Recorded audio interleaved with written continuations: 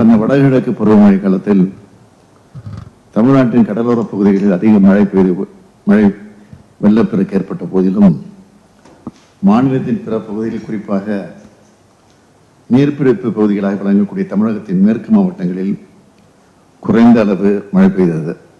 இதனால் ஏற்பட்டுள்ள குடிநீர் பற்றாக்குறை சூழல் குறித்து தலைமைச் செயலாளர்களும் பிற துறை செயலாளர்களும் விளக்கினார்கள்.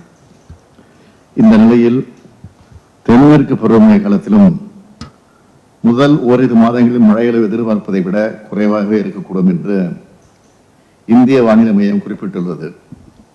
எனவே தற்போது அணைகளில் உள்ள நீரை சிக்கனமாக பயன்படுத்தி அடுத்த 2 மாதங்களுக்கு குடிநீர் தேவையை நிறைவு செய்ய வேண்டிய கடினமான சூழ்நிலையில் நாம் உள்ளோம். இதனை கருத்தில் கொண்டு அனைத்து துறை அலுவலர்களும் கவனமாக செயல்பட்டு குடிநீர் பிரச்சனை நிலவக்கூடிய அனைத்து பகுதிகளுக்கும் சென்று பிரச்சனைகளுக்கு உடனடியாக தீர்வு காண வேண்டும் என்று நான் கேட்டுக்கொள்கிறேன். தமிழ்நாட்டில் உள்ள 22 மாவட்டங்கள் வறட்சியால் குடிநீர் பற்றாக்குறை உள்ள மாவட்டங்களாகவே ஏற்கனவே அறிவிக்கப்பட்டு மாநில பேரிடர் நிவாரண நிதியிலிருந்து 150 கோடி ரூபாய் குடிநீர் விநியோக பணிகளுக்காக ஒதுக்கீடு செய்யப்பட்டுள்ளது. இதனை தேவைக்கேற்ப மாவட்டங்களுக்கு பிரித்தளித்து குடிநீர் வழங்கல் பணிகளையும் லாரிகள் மூலம் குடிநீர் விநியோகம் செய்யும் பணிகளையும் மேற்கொள்ள வேண்டும் என்று வருவாய் நிர்வாக ஆணையர் அவர்களை கேட்டுக்கொள்கிறேன். குடிநீர் வடிகால் வாரிய அலுவலர்களும் நகராட்சி நிர்வாக துறை செயலர் உள்ளிட்ட துறை அலுவலர்களும் தற்போது செயல்பட்டு வரும் பல்வேறு கூட்டு குடிநீர் திட்டங்களின் செயல்பாட்டை தொடர்ந்து கண்காணித்து தடைகளின்றி பராமரித்திட வேண்டும்.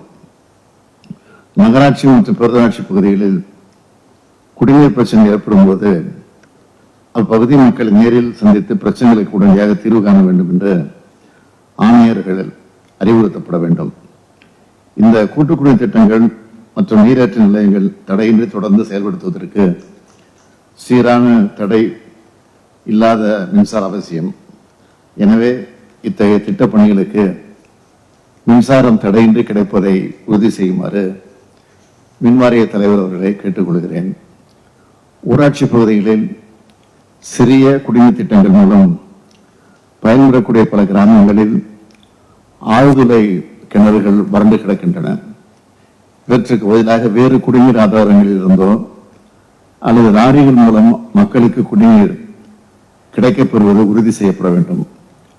ஊராட்சி தலைவர்கள் மற்றும் ஊராட்சித்துறை அலுவலர்கள் இப்பணியிலே முழுமையாக ஊரகவளர்ச்சித்துறை செயலாளரும் இயக்குநரும் ஈடுபட வேண்டும்.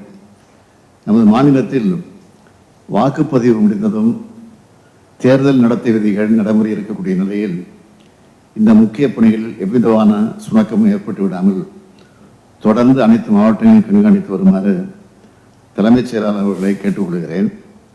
மேலும் அனைத்து மாவட்டங்களுக்கும் மேற்பார்வை அலுவலர்கள் தொடர்ந்து நேரில் சென்று குடிநீர் விநியோக பணிகள் ஆய்வு செய்து பற்றாக்குறை உள்ள இடங்களில் மேற்கொள்ளப்பட வேண்டிய பணிகளை பற்றி உரிய அறிவுரைகளை வழங்கிட வேண்டும். நமது மாநிலம் இத்தகைய குடிநீர் பற்றாக்குறை சூழலை சந்திப்பதால் அனைத்து துறை அலுவலர்களும் ஒருங்கிணைந்து சிறப்பாக செயல்பட்டு அடுத்த 2 மாதங்களில் இந்த பற்றாக்குறையால் நமது மக்கள் எந்த வகையிலும் பாதிக்கப்படாமல் இருப்பதை உறுதி செய்ய வேண்டும் என்று கேட்டுக்கொள்கிறேன். கோடை காலத்தில் தண்ணீரின் தேவையும் அதிகம்.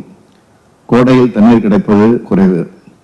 இதனை மனதில் வைத்து மக்களுக்காக அனைத்து துறையும் ஒருங்கிணைந்து செயல்பட வேண்டும் என்று கேட்டுக்கொள்கிறேன். நன்றி, வணக்கம்.